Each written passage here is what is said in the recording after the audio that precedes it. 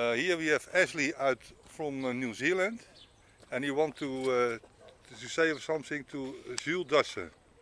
And he said also about his motorcycle. Okay, you can say something to Jules. Yeah? Okay, well, Jules, I'd like to thank you very much for all the help that you gave me to get this finished. You helped me get the mudguard from John Paul Bingham in New York, and it's got your valve springs in here and also the kickstart spring.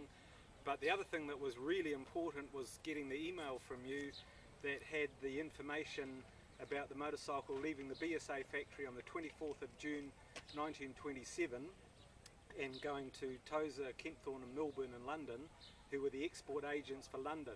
And your email is the piece of documentation that helped me get it registered in New Zealand. So I'd like to say thank you very much for that. It was really helpful and seems to have turned out quite well. I rode it from Pukekohe Bay down to Wellington and then from Wellington down to Christchurch. And the only thing that's gone wrong is I ran out of petrol because I didn't know how far it would go. And I've accidentally cooked the paint on the back brake drum coming down from the high road on the summit around Littleton. But apart from that, it's going really well and I'm really pleased. It's got me and my gear all the way so far, no problems. Can you say something about your motorcycle, Ashley? Okay, this is a 1927 BSA Model L. L stands for light, and that's a 350cc. The S was the 500cc. This is the first year that they had drum brakes, and it was the last year that they had the flat tank. After this they had saddle tanks, and it was the transition for oil.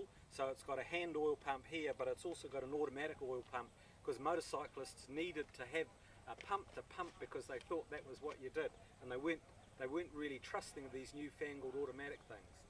And these motorcycles were advertised very heavily in New Zealand in a newspaper called The Truth, and they cost, I think it was £58 or £23 deposit and easy terms. And there were, in New Zealand between 1927 and 1929 there were about 1,700 BSAs sold, and there were more BSAs sold in New Zealand in that time than any other motorcycle, because they were very heavily advertised. And they also had a big promotion. Two BSA motorcyclists went around the world, and all the BSA agents advertised their motorcycles as round the world BSAs, even though this one didn't actually go around the world, it was the big V twin. Ashley, thank you very much.